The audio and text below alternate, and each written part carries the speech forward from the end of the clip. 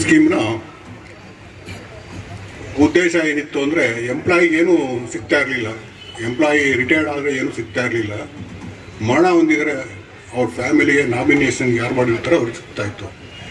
ಇದನ್ನು ಮನಗಂಡು ಅಂದಿನ ಕೇಂದ್ರ ಸರ್ಕಾರ ಏನು ಮಾಡ್ತು, ಎಂಪ್ಲಾಯಿ ರಿಟೈರ್ಡ್ ಆದಮೇಲೂ ಅವನಿಗಷ್ಟು ಅಮೌಂಟ್ ಸೇರಬೇಕು, ಅವನ ಜೀವನಕ್ಕೆ ಅನುಕೂಲ ಆಗಬೇಕು ಅನ್ನೋ ಲೆಕ್ಕದಿಂದ EPS 95 ಅನ್ನೋ ಯೋಜನೆನ ಜಾರಿಗೆ ತಂತು.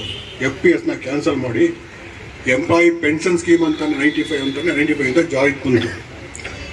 ಇದರಲ್ಲಿ ಈ ಆ್ಯಕ್ಟಲ್ಲಿ EPS 95 ಆ್ಯಕ್ಟಲ್ಲಿ ಏನಿದೆ ಅಂದರೆ, ನಮ್ಮಲ್ಲಿ PF ರಿಕವರಿ ಆಗುತ್ತೆ 100%, ನಮ್ಮಿಂದ ರಿಕವರಿ ಆಗುತ್ತೆ 100%, ಮ್ಯಾನೇಜ್ಮೆಂಟ್ ಕೊಡುತ್ತೆ 24% ಆಯಿತು. ಈ 24%ನಲ್ಲಿ 8.33% ಅಂದರೆ ಬೇಸಿಕ್ಕು DA ಸೇರಿ ರಿಕವರಿ ಆಗೋದು. 8.33% ಪೂರ್ತಿ ಪೆನ್ಷನ್ ಫಂಡ್ಗೆ ಹೋಗಬೇಕು ಅಂತ, ಉಳಿದದ್ದು PF ಅಲ್ಲೇ ಉಳ್ಕೊಳ್ಳುತ್ತೆ. ಈ ಪೆನ್ಷನ್ ಸ್ಕೀಮಿಗೆ 8.33 ಹೋಗಬೇಕು ಅಂತ ಆ್ಯಕ್ಟಲ್ಲೇ ಇದೆ. ಈ EPFನವ್ರು ಏನು ಮಾಡಿದ್ರು ಅಂದರೆ, ಇದ್ರ ಮೇಲೆ ನಿರ್ಬಂಧ ಏರಿದ್ರು. ನಾವು 15,000 ಇದ್ದರೂ ನಾನು ತೊಗೊಳ್ಳೋ, ಬೇಸಿಕ್ ಇದ್ರೂ ತೊಗೊಳ್ಳಲ್ಲ, ಎಂಥದ್ದು ಇಲ್ಲ, ಬರೀ 5,000ಕ್ಕೆ ಫಸ್ಟು ತೊಗೊತೀವಿ ಅಂತ 5,000ಕ್ಕೆ 8.33 ತೊಗೊಂಡ್ರು. ಅಲ್ಲಿಗೆ 10,000 ಸಂಬಳ ಬಂದ್ರೂ ಇವ್ರು ತೊಗೊತಾ ಇದ್ದಿದ್ದು 5,000ಕ್ಕೆ. ಆ ನಂತರ ಪುನಃ ಜಾಸ್ತಿ ಮಾಡಿದ್ರು. ಆ ನಂತರ 3 ಸರ್ತಿ ಜಾಸ್ತಿ ಮಾಡಿದ್ದಾರೆ. 6,500 ಮಾಡಿದ್ರು. 6,500 ಮಾಡಿ ಇವಾಗ 15,000 ಮಾಡಿದ್ದಾರೆ. ಈ 15,000ನ ಮುಂದೆ 21,000 22,000 ಮಾಡಬೇಕು ಅಂತ ಇದ್ದಾರೆ. EPF ಏನು ಮಾಡ್ತು ಅಂದರೆ, ಈ ಅಮೌಂಟೆಲ್ಲ ಕಲೆಕ್ಟ್ ಮಾಡಿಕೊಂಡು 2 ಪಾರ್ಟ್ ಮಾಡ್ತು. ಒಂದು ಎಕ್ಸೆಂಪ್ಟೆಡ್ಡು, ಒಂದು ಅನ್ಎಕ್ಸೆಂಪ್ಟೆಡ್ಡು.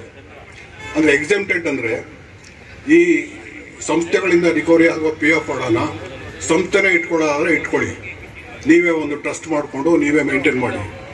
ಯಾರು ಟ್ರಸ್ಟ್ ಮಾಡೋದಿಲ್ಲ ಆ ಅಮೌಂಟು ನಮ್ಮಲ್ಲಿರುತ್ತೆ, ನಾವು PF ನಾವು ಪೆನ್ಷನ್ ಕೊಡ್ತೀವಿ ನಮ್ಮ ಇದ್ರ ಪ್ರಕಾರ ಅಂತ ಮಾಡ್ಕೊಂತು.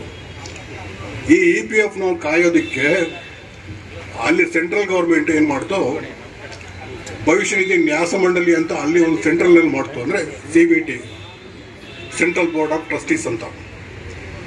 ಇವರು ಏನು ಮಾಡೋದು ಅಂದರೆ, ಎಲ್ಲ ಸ್ಟೇಟ್ನಿಂದನೂ ತೊಗೊಂಡ್ರು CBTಗೆ. ಕರ್ನಾಟಕ ಎಲ್ಲ ರಾಜ್ಯಗಳಿಂದನೂ ತೊಗೊಂಡ್ರು, ಲೇಬರ್ ಕಮಿಷನರ್ ತೊಗೊಂಡ್ರು, ಲೇಬರ್ ಮಿನಿಸ್ಟ್ರನ್ನ ತೊಗೊಂಡು ಚೇರ್ಮನ್, ಅದಕ್ಕೆ ಎಲ್ಲರೂ ತೊಗೊಂಡು ಈ EPF ಫಂಡ್ ಏನಿದೆ ಅದನ್ನು ಕಾಯೋದಕ್ಕೆ ಬಿಟ್ಟರು. ಅಂದರೆ ಕುರಿಗಳನ್ನ ಕಾಯೋದಕ್ಕೆ ತೋಳನ್ನು ಬಿಟ್ಟಂಗಾಯ್ತು ಅವ್ರನ್ನ ಬಿಟ್ಟಿದ್ದು. ಇಲ್ಲಿವರೆಗೂ ಅವ್ರು ಏನೂ ಮಾಡಿಲ್ಲ, ನಿವೃತ್ತರಾದವ್ರಿಗೆ ಯಾವ ಅನುಕೂಲನೂ ಮಾಡಿಲ್ಲ. ಇದರಲ್ಲಿ EPS 95 ಆ್ಯಕ್ಟಲ್ಲಿ ಏನಿದೆ ಅಂದರೆ, 5 ವರ್ಷಕ್ಕೊಮ್ಮೆ ರೈಸ್ ಮಾಡಬೇಕು ಅಂತ ಇದೆ ಪೆನ್ಷನ್ನ. ಇವ್ರು 10 ವರ್ಷಕ್ಕೆ 200 ರೂಪಾಯಿ ಮಾಡಿದ್ರು, ಒಮ್ಮೆ ಮಾಡಿ ಮುಗೀತು, ಇನ್ನೂ ಮಾಡಿಲ್ಲ, ಅದ್ರ ಬಗ್ಗೆ ಯೋಚನೆನೂ ಮಾಡಿಲ್ಲ. ಈ CBT ಮೆಂಬರ್ಸ್ ಅಂತ ಏನಿದ್ದಾರೆ ಅವರು ತಲೆ ಕೆಡ್ಸ್ಕೊತಾ ಇಲ್ಲ. EPFಗೆ ಸರ್ವಾಧಿಕಾರ ಕೊಟ್ಬಿಟ್ಟಿದ್ದಾರೆ, ನೀವೇನು ಬೇಕಾದ್ರೂ ಮಾಡ್ಕೊಳ್ಳಿ, ಏನು ಬೇಕಾದ್ರೂ ಮಾಡ್ಕೊಳ್ಳಿ ಅಂತ. EPF ಒರಿಜಿನಲ್ ಆ್ಯಕ್ಟಲ್ಲಿ ಏನಿತ್ತು ಆ ಸರ್ಕ್ಯುಲರ್ನೆಲ್ಲ ಚೇಂಜ್ ಮಾಡ್ಕೊಂಡು ಬಂದಿದ್ದಾರೆ. ಆ ಥರ ಆಗಲ್ಲ, ಈ ಥರ, ಆ ಥರ ಅಲ್ಲ, ಈ ಥರ, ಆ ಥರ ಅಲ್ಲ, ಈ ಥರ ಅಂತ. ಈಗ ಯಾರ ಅನುಮೋದನೆಯೂ ಯಾವ ಸರ್ಕಾರದಿದ್ದು ಇಲ್ಲ, ಅವ್ರದ್ದೇ ದರ್ಬಾರ ಹೋಗಿದೆ.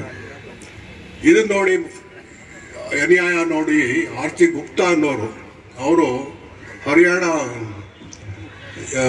ಇದು ಟೂರಿಸಂ ಡೆವಲಪ್ಮೆಂಟ್ ಕಾರ್ಪೊರೇಷನ್ಲಿ ಡೆಪ್ಟಿ ಜನರಲ್ ಮ್ಯಾನೇಜರು. ಅವರು ರಿಟೈರ್ಡ್ ಆದಾಗ ಏನಾಯಿತು ಅಂದರೆ, ಪೆನ್ಷನ್ ಕಡಿಮೆ ಆಯಿತು ಅವ್ರಿಗೆ. ಅವ್ರ ಸ್ಯಾಲ್ರಿ 1 ಲಕ್ಷ ತನಕ ಇತ್ತು. ಅವ್ರ ಪೆನ್ಷನ್ ನೋಡಿದ್ರೆ ಬರೀ 1,500 2,000 ಇತ್ತು. ಅವರಿಗೆ ಯೋಚನೆ ಬಂತು, ಇಷ್ಟು ದುಡ್ದು ನನಗೆ ಇಷ್ಟು ಕಡಿಮೆ ಪೆನ್ಷನ್ ಬಂದಿದೆಯಲ್ಲ, EPF ಏನು ಅಂತ. ಈ EPF 95 ತಂದಾಗ ಏನ ಜಾಹೀರಾತು ಕೊಡ್ತು ಅಂದರೆ, ಎಲ್ಲ ನ್ಯಾಷನಲ್ ಪೇಪರ್ನಲ್ಲೂ ಬಂತು, ನಾವು ಈ ಯೋಜನೆಯಿಂದ ನಿವೃತ್ತರಾದವರಿಗೆ ಸೆಂಟ್ರಲ್ ಗೌರ್ಮೆಂಟ್ ಏನು ಕೊಡ್ತಾ ಇದೆ ಪೆನ್ಷನು, ಅದು ಸರಿಸಮವಾಗಿ ಕೊಡ್ತೀವಿ ಅನ್ನೋದು ಅಂದಿನ ಪೇಪರ್ಗಳೆಲ್ಲ ಇವತ್ತು ಇದೆ.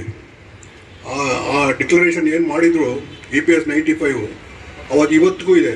ಅದನ್ನು ಯಾವುದೂ ಪಾಲನೆ ಮಾಡ್ತಾ ಇಲ್ಲ. ಇದನ್ನು ತಿಳ್ಕೊಂಡು RC ಗುಪ್ತಾ ಕೋರ್ಟ್ಗೆ ಹೋದರು. ಕೋರ್ಟ್ನಲ್ಲಿ ಎಲ್ಲ ವಿವರಿಸಿದ್ರು, ಈ ಥರ ಇದೆ, ಈ ಥರ ಇದೆ, ಈ ಥರ ಇದೆ ಅಂತ. ಅದು EPF ಮಾಡ್ತಿರೋ ತಪ್ಪು. ನೀವು ಕೊಡಬೇಕು, ಆ್ಯಕ್ಚುಲಾಗಿ ಏನು ತೊಗೊಳ್ಬೇಕು ನೀವು 8.33%, ಅದನ್ನು ತೊಗೊಳ್ಳಿ ನೀವು ಅವ್ರ ಸ್ಯಾಲ್ರಿ ಮೇಲೆ ತೊಗೊಂಡು ಪೂರ್ತಿ ಕೊಡಿ ಅಂತ ಒಂದು ಪರಾಲ ಆರ್ಡರ್ ಇಶ್ಯೂ ಮಾಡೋದು. ಅದ್ರ ಪ್ರಕಾರ ಅವ್ರಿಗೆ ಕೊಟ್ಟು ರೈಸ್ ಮಾಡಿದ್ರು. ಈಗ ಅವರಿಗೆ 32,000 33,000 ಪೆನ್ಷನ್ ಬರ್ತಾ ಇದೆ. ಆ ಜಡ್ಜ್ಮೆಂಟ್ ಮೇಲೆ ನಾವು ಇಲ್ಲಿ ನಮ್ಮ ಸಂಘದಿಂದ ಎಲ್ಲ ಪೂರ್ತಿ ಹೈಕೋರ್ಟ್ಗೆ ಹೋದವು. ಹೈಕೋರ್ಟ್ನಲ್ಲೂ ನಮ್ಮ ಕಡೆನೇ ಆಯಿತು. ಎಲ್ಲ ಈ ಥರ ಸುಪ್ರೀಂ ಕೋರ್ಟ್ ಏನಿದೆ ಅದ್ರ ಪಾಲನೆ ಮಾಡಿ ನೀವು ಇವರಿಗೆ ಹೈಯರ್ ಪೆನ್ಷನ್ ಕೊಡಬೇಕು ಅಂತ EPF ಆರ್ಡ್ರ್ ಮಾಡಾಯಿತು. ಈ ಆರ್ಡ್ರ್ ಮೇಲೆ ಸ್ಟೇ ತೊಗೊಂಬಂದರು. ಯಾರು EPF ಕಮಿಷನರು ನಮ್ಮಲ್ಲಿ ಸ್ಟೇ ತೊಗೊಂಬಂದು ಅದನ್ನು ನಿಲ್ಲಿಸಿದ್ರು. ಅದು ಇಂಪ್ಲಿಮೆಂಟ್ ಮಾಡಲಿಲ್ಲ. ಈ ಥರ ಇಂಪ್ಲಿಮೆಂಟ್ ಮಾಡಲಿಲ್ಲ ಅಂತ ನಾವು ಪುನಃ ಏನು ಮಾಡಿದೋ ನ್ಯಾಯಾಂಗದಿಂದಲೇ ಅರ್ಜಿ ಆಗ್ತು ಹೈಕೋರ್ಟ್ಗೆ. ಈ ಥರ ನಿಮ್ಮ ಸೂಚನೆಯನ್ನು ಪಾಲಿಸ್ತಾ ಇಲ್ಲ, ಈ ಥರ ಮಾಡ್ತಾ ಇದ್ದಾರೆ, ತಟಸ್ಥರಾಗಿದ್ದಾರೆ, ನಮ್ಗೆ ಯಾರಿಗೂ ಹೈಯರ್ ಪೆನ್ಷನ್ ಕೊಡ್ತಾ ಇಲ್ಲ ಅಂತ ಹೇಳ್ಬಿಟ್ಟು ಅದರ ಮೇಲೆ ಸುಪ್ರೀಂ ಕೋರ್ಟ್ಗೆ ಹೋಗಿ ಸ್ಟೇ ತಂದಿದ್ದಾರೆ. ಸ್ಪೆಷಲ್ ಲೀವ್ ಪಿಟಿಷನ್ ಟ್ರೈ ಮಾಡಿ ಅದ್ರ ಮೇಲೂ ಸ್ಟೇ ತಂದಿದ್ದಾರೆ. ಈ ಮಾಡೋ ತರಲೆಗಳಿಗೆ ಕಡಿವಾಣನೇ ಇಲ್ಲ. ಒಂದು ಕಡೆ ಸರ್ಕಾರನೂ ಕಡಿವಾಣ ಆಗ್ತಾ ಇಲ್ಲ. ಈ CBT ಮೆಂಬರ್ಸ್ ಅಂತ ಏನಿದ್ದಾರೆ ಮೇಯೋದಕ್ಕೆ ತೋಳಗಳು ಅವರು ಕಣಾಗ್ತಾ ಇಲ್ಲ.